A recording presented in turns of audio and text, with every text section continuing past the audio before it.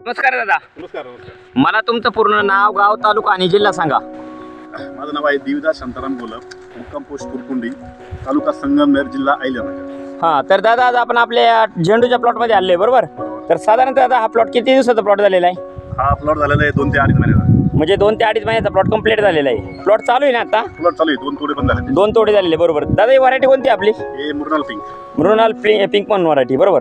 तर मला सांगा, झेंडू या पिकासाठी आपण यावर्षी थोडासा बदल करून आपलं जे ऑर्गॅनिक प्रोडक्ट आहे त्याच्यामध्ये भू पॉवर प्लस झालं, कार्बो पॉवर झालं, हे ड्रिपली सोडलेले बरोबर.